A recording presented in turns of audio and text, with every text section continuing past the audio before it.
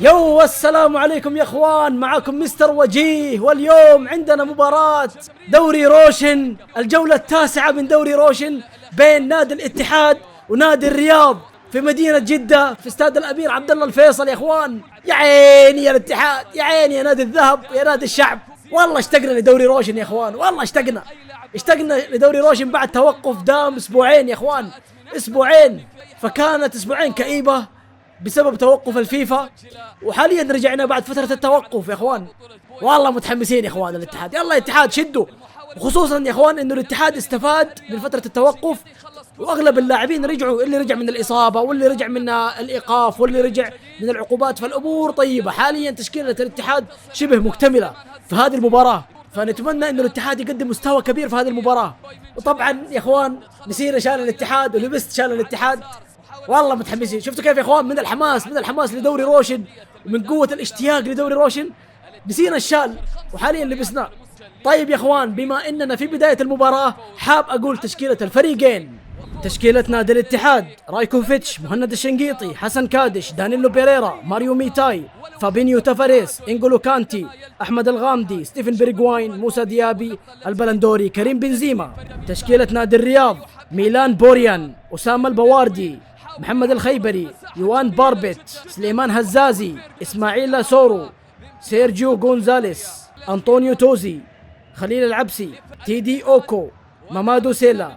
والله يا عيني يا اخوان، تشكيلة الاتحاد شبه مكتملة تقريبا، باستثناء انه غياب حسام عوار في هذه المباراة، لكن اغلب اللاعبين متواجدين في هذه التشكيلة. الحمد لله حسن كادش رجع الحمد لله بالسلامة بعد الإصابة، فابينيو تافاريس رجع بعد الطرد الحمد لله، والف مبروك لفابينيو على المنتخب البرازيلي، انضمامه للمنتخب البرازيلي، ورجع بالسلامة. امس رجع بالسلامة او قبل امس رجع بالسلامة مع منتخب البرازيل، وجاء حاليا يشارك نادي الاتحاد الكبير العريض عميد آسيا. اهو فابينيو يا اخوان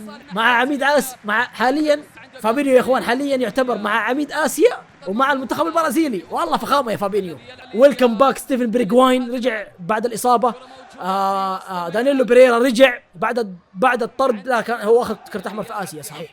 فالمقصد انه حاليا نجوم الاتحاد متواجدين، وتشكيلة الاتحاد شبه مكتملة باستثناء حسام عوار، فالاتحاد ما ينقصه شيء حاليا. الاتحاد يقدر يفوز في هذه المباراة يا اخوان، يقدر يفوز، لانه الاتحاد صراحة فرط كثير في النقاط في دوري روشن، فرط نقاط كثيرة والله، فخلاص يعني كفاية تفريط بالنقاط، ولازم اللاعبين يستشعروا المسؤولية ويحاولوا قدر الامكان في الدور الاول انهم يكسبوا نقاط، يجمعوا نقاط قدر الامكان، انهم ما يفرطوا بنقاط اكثر من كذا حاليا. وبعدين في الفتره الشتويه لكل حادث حديث، وخصوصا يا اخوان ان المدرب كونسيساو منتظر فتره الانتقالات الشتويه بفارغ الصبر. كونسيساو يبغى فتره الانتقالات الشتويه، يحتاج يعمل تغييرات، هو مخطط وناوي على تغييرات باذن الله يا اخوان، يبغى يحسن من الفريق، يبغى يضيف عناصر للفريق وعناصر ممتازه، ومعروف مين هو كونسيساو يا اخوان، ومعروف اختيارات كونسيساو الخرافيه. فباذن الله لا الاتحاد حاليا يحاول يكسب نقاط قدر الامكان الى فتره الانتقالات الشتويه، وبعدين يحسنوا الفريق اكثر واكثر ويضيفوا عناصر مهمه اكثر للفريق. وفي اخبار يا اخوان على البلندوري كريم بنزيما، انه احتمال كريم بنزيما يجدد عقده مع الاتحاد. اذا كريم بنزيما يجدد عقده مع الاتحاد ما راح نقول لا، يعني دوره مهم صراحه في الفريق رغم الاخطاء اللي تحصل معاه اكيد، لكن دوره مهم والله. هو افضل لاعب في دوري روشن في الموسم الماضي، هو افضل لاعب، اخذ جائزة افضل لاعب في دوري روشن في الموسم السابق. فكريم بنزيما لاعب غني عن التعريف اصلا، ودوره مهم كان في دوري روشن الموسم الماضي وفي الموسم الحالي. شوت يا الله، حلوة منك يا احمد الغامدي، حلوة منك. شوفوا العادة يا اخوان، شاتها صح احمد الغامدي، لكن بس في جنب القائم يا اخوان. يلا حلوة يا اتحاد، حلوة باذن الله الاتحاد يكسب 3 نقاط باقل مجهود في هذه المباراة، هذا اهم شيء يا اخوان. حلوة باص من كريم بنزيما، يلا يا موسى عرض جول يا الحكومة، جول يا البلندوري، جول يا الكابيتانو كريم بنزيما. يا عيني يا الاتحاد، يا عيني يا الاتحاد، الاول للاتحاد يا اخوان، الاول للاتحاد عن طريق الحكومة البلندوري كريم بنزيما. 1-0 للاتحاد يا اخوان، والله هدف فخم وهدف خرافي، عرضية خرافية من الغزال الأسمر موسى ديابي، وكملها براسية خرافية من أفضل لاعب في دوري روشن الموسم الماضي اللي هو الحكومة كريم بنزيما. ايوه يا اخوان، كريم بنزيما هو حاصل على جائزة افضل لاعب في دوري روشن الموسم الماضي. شوف الاعادة، شوف الاعادة، شوف عرضية موسى ديابي وراسية كريم بنزيما. شوف شوف شوف العرضية، عرضية وراسية من كريم بنزيما. يا عيني يا الحكومة، يا عيني يا الغزال الاسمر. والله شكرا للاتحاد، والله هدف متعة، هدف ممتع. والهدف الاول للاتحاد، والاتحاد حاليا مكتمل النجوم. النجوم رجعوا للاتحاد حاليا يا اخوان، ومتواجدين بعد فترة التوقف اللي دامت اسبوعين. الاتحاد استفاد من فترة التوقف، اللاعبين رجعوا، اللي رجع من الاصابة واللي رجع من الايقاف. فالامور طيبة للاتحاد حاليا. واحد للاتحاد يا اخوان، الاول للاتحاد، والله الاول يا اخوان عن طريق الحكومة كريم بنزيما. ايش بكم يا اخوان؟ كريم بنزيما هذا مو اي لاعب يقدر يسجل من وسط المدافعين. هذا البلندوري يا اخوان، هذا البلندوري. شكله فيها اهداف. الاتحاد مستوى ممتاز في هذه المباراة، فشكله فيها اهداف يا اخوان. هذه المباراة الاتحاد شكله حيمتعنا ويطربنا في هذه المباراة. يا الله يا الله يا اخوان، يوه والله كانت فخمة من ماريو ميتاي، والله تسديدة خرافية من ماريو ميتاي. يا الله شوف الإعادة كيف كادت، والله قريب من القائم. والله الاتحاد ضايق، الاتحاد ضاغط يا اخوان، والله الاتحاد ضاغط. حلوة من فابينيو الافتكاكة، يا الله حلوة حلوة حلوة، شاتها برجواين. والله يا اخوان الاتحاد عاد، الاتحاد عاد والله مع النجوم الحاليين بعد العودة، بعد عودة النجوم يا اخوان. والله الاتحاد مستواه رجع يا اخوان. شوفوا كيف الاتحاد ضاغط على الرياض، ضغط مو طبيعي ما شاء الله. سجل الهدف الاول وضاغط، جلس شغال ضغط ويضيع هجمات حلوة. شكله فيها اهداف يا اخوان، فيها اهداف باذن الله. الاتحاد بيسجل يا اخوان، بيسجل اهداف باذن الله. اوه جول يا عيني يا انجلو كانتي، يا عيني يا انجلو كانتي. ايش هذا الهدف الفخم، والله انه هدف فخم يا اخوان. شاتها ورجعت له عكسيه وتابع وسجلها غصب، تدخل غصب وطرق، والله طرق تدخل. يا عيني يا انجلو كانتي، يا عيني يا النحله، والله النحله هذا يا اخوان، والله النحله ما تأمن له، والله ما تأمن له. في كل مكان يطلع لك، في كل مكان يظهر لك، في كل مكان يسجل هدف. فجأة من لا شيء ما شاء الله عليه انجلو كانتي، من لا شيء يسجل هدف، من لا شيء ما شاء الله. شوفوا كيف توغل دخل ولا يعني شاتها وارتدت في الحارس وكمل. شوف شوف شوف شوف العرضية، صدها الحارس ورجع مرة ثانية وتابع وخلاهم يسجلوا هدف عكسي عليهم. مسخرهم انجلو كانتي والله شوف شوف شوف العادة، شوف يا انجلو كانتي، والله يا عيني يا انجلو كانتي، والله فخامة والله مسخرهم.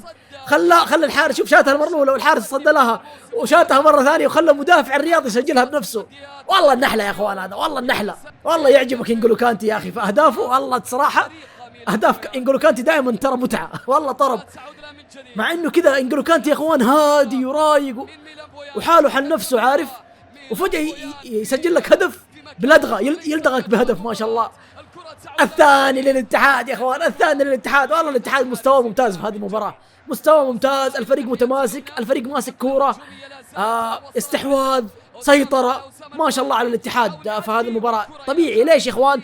لأن الاتحاد استعاد نجومه بعد فترة التوقف. الحمد لله الاتحاد استفاد من فترة التوقف اللي كان مدتها اسبوعين، ورجعوا اغلب النجوم، اللي رجع من الإصابة واللي رجع من فترة من الإيقاف واللي رجع. يعني الحمد لله الفريق صار شبه مكتمل زي ما قلنا، باستثناء حسام عوار هو اللي غايب حاليا بس. فالاتحاد شبه مكتمل حاليا، ومع كونسيساو كمان اكيد. هجمه للرياض، واو حلو منك يا ابو نوره، حلوه. طيب يا اخوان، اعلن حكم المباراه صافره نهايه الشوط الاول بتقدم نادي الاتحاد الكبير العريض، عميد الانديه، عميد اسيا، عميد النوادي، نادي الذهب وحامل اللقب، متقدم 2-0 على نادي الرياض حاليا. مستوى ممتاز من الاتحاد في الشوط الاول، وباذن الله يكون فيه اهداف اكثر في الشوط الثاني، والاتحاد يمتعنا ويطربنا اكثر واكثر في الشوط الثاني. كان هدف ممتع من كريم بنزيما الهدف الاول، وهدف ممتع ومسخره صراحه من انجلو كانتي في الشوط الهدف الثاني. اتمنى يا اخوان انكم تدعموا هذا المقطع باللايكات، وتدعموا القناه بالاشتراكات. قناه مستر وجيه لسه قناه جديده وتحتاج دعمكم بالاشتراك، ولا تنسوا تفعلوا جرس التنبيهات، ولا تنسوا تضيفوني في جميع حساباتي في السوشيال ميديا. جميع روابط حساباتي تحصلونها في خانه الوصف، ونشوفكم باذن الله في الشوط الثاني.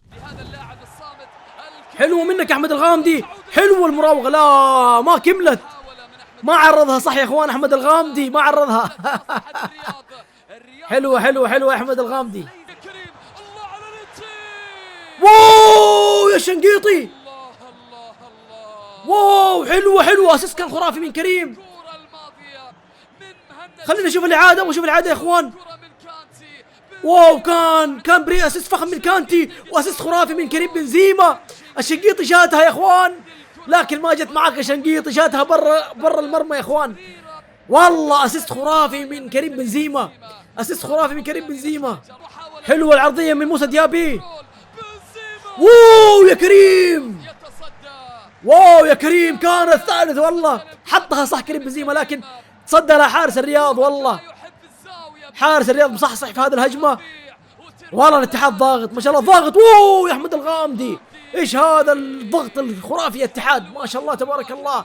والله متعة الاتحاد يا اخوان في الشوط الثاني، والله متعة ما شاء الله. شوف الإعادة، شوف الإعادة، شوف تسديدة احمد الغامدي، تسديدة فخمة والله. لكن الى الان الكور جالسة تخرج خارج المرمى. شوف الإعادة، شوف عرضية موسى ديابي، عرضية خرافية وثبتها كريم بنزيما وشاتها صح، حطها صح والله على الجنب، على جنب المرمى. لكن حارس الرياض كان مصحصح وتألق فيها والله وتصدى لها. ولا هذه المفروض انها الهدف الثالث للاتحاد ما شاء الله.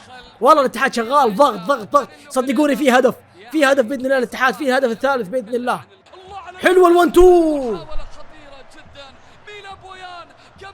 حلوه عرضيه يا الله. حارس الرياض خرج من ترك المرمى حارس الرياض يا اخوان. والله الاتحاد ضاغط ما شاء الله تبارك الله، صدقوني في هدف، عندي احساس انه في هدف.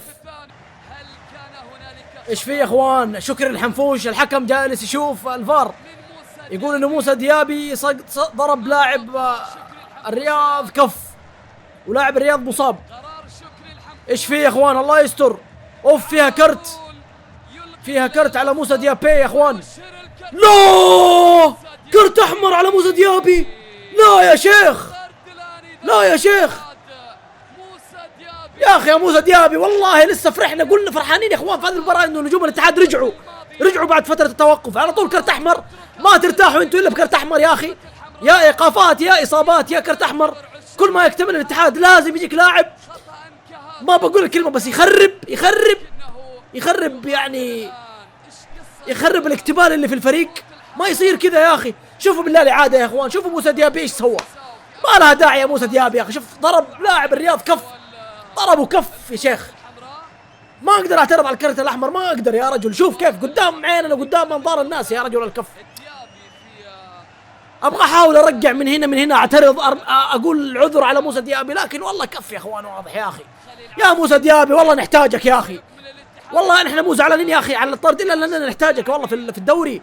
فرحنا ان الاتحاد رجع بعد فتره التوقف ورجع واكتمل الصفوف ورجع مستواه المعروف ومتقدم 2-0 على الرياض حاليا.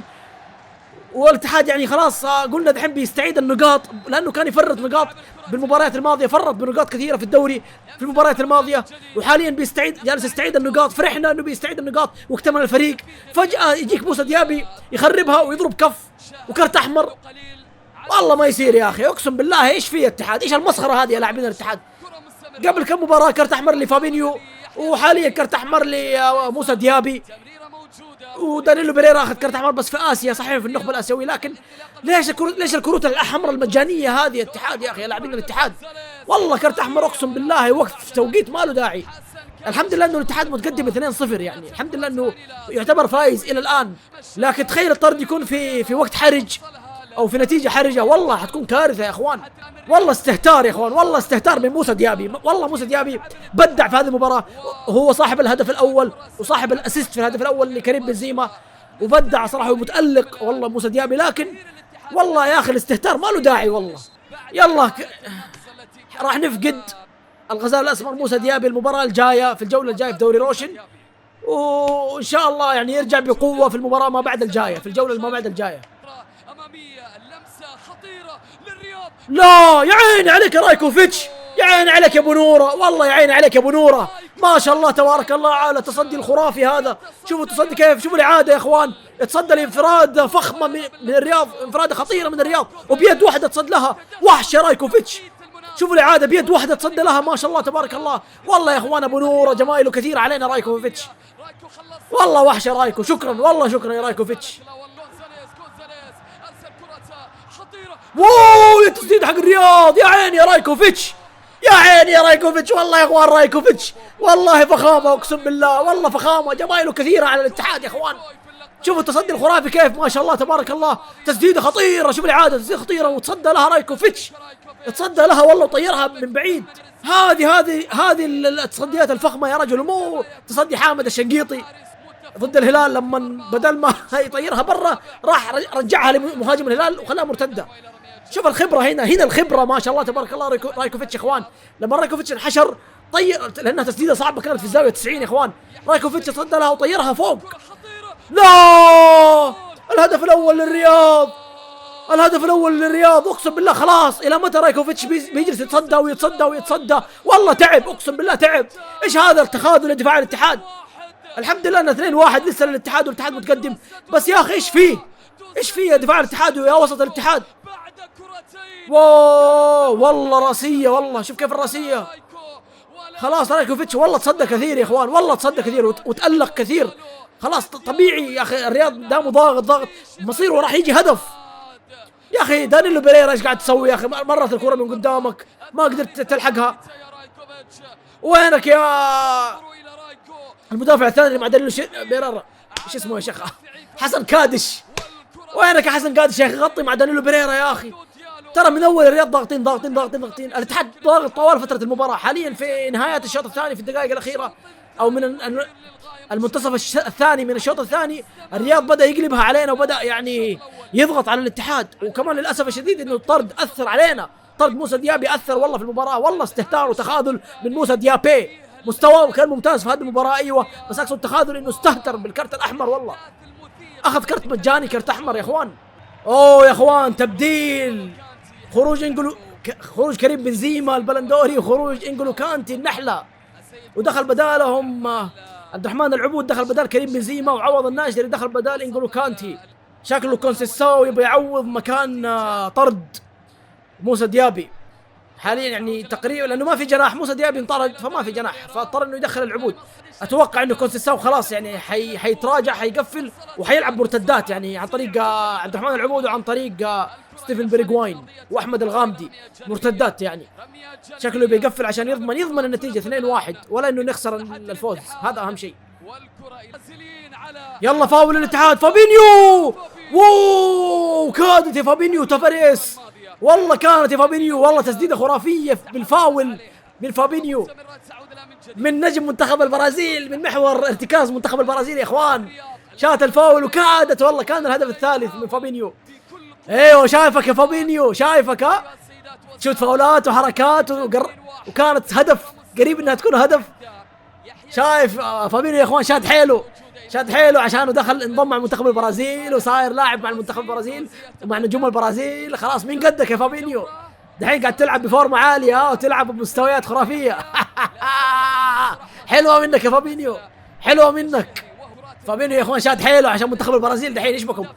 جالس يثبت للجهاز الفني والاداري وللمدرب منتخب البرازيل انه لاعب يستحق انه ويستاهل انه يلعب مع منتخب البرازيل، يكون من ضمن الفريق، من ضمن المنتخب.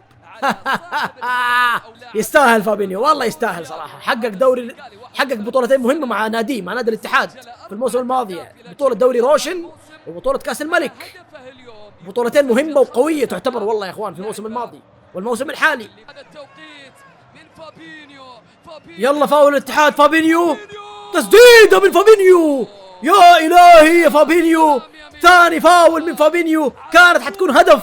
الفاول الاول كان بيكون هدف والفاول الثاني حيكون هدف. والله فابينيو تسديداته صايره خرافيه يا اخوان في الفاولات ما شاء الله، تسديده قويه وخرافيه والله. لكن حارس الرياض اتصدى لها للمره الثانيه وتألق فيها مره ثانيه. والله فابينيو لا يا اخوان، ايش هذا المستوى يا فابينيو؟ ايش هذه الفورمه العاليه والمستوى والليفل العالي في المستوى ما شاء الله؟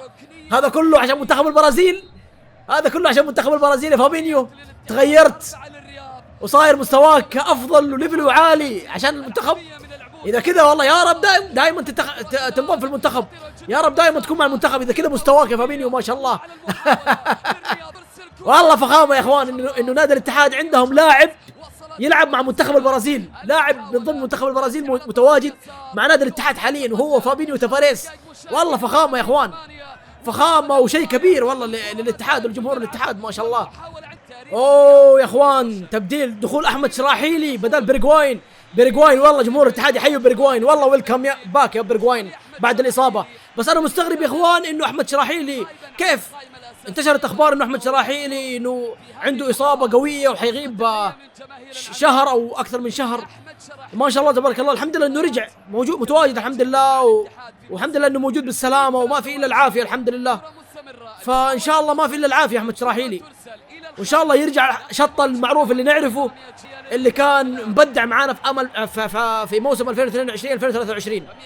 يا عيني يا اخوان، رسميا اعلن حكم المباراه صافره نهايه الشوط الثاني بفوز الاتحاد عميد البلد نادي الذهب حامل اللقب بفوزه 2-1 على نادي الرياض في دوري روشن. والله الف مبروك للاتحاديه والف مبروك للاتحاديين ولجمهور الذهب. هذا الفوز المهم، 3 نقاط مهمة. الاتحاد كسب 3 نقاط مهمة، والاتحاد ابدا ما يحتاج انه يفرط بالنقاط، لازم الاتحاد يعوض النقاط اللي خسرها في المباريات الماضية. فهذا الفوز مهم.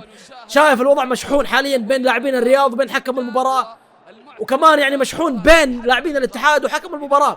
شكري الحنفوش شعللها والله بين الفريقين في هذه المباراة. ولكن يعني حكم المباراة قدم مباراة طيبة والله صراحة، احقاقا للحق. والله الحمد لله الامور طيبة يعني مع الحكم شكري الحنفوش. والله يعني الحمد لله ما عمل شيء غلط صراحة في هذه المباراة، وقراراته انا شايفها يعني سليمة الحمد يعني الى الان، مع العلم انه طرد موسى ديابي. انا ما ادري اذا الجمهور يختلفوا معايا او لا على طرد موسى ديابي، لكن موسى ديابي والله حركه ما لها داعي. والله ما ادري اذا هي كرت احمر ولا كرت اصفر صراحه، ولكن من الاساس اصلا موسى ديابي غلطان انه يضرب لاعب الرياض كف. هذه غلط، هذه غلطه كبيره، هذا اعتداء باليد.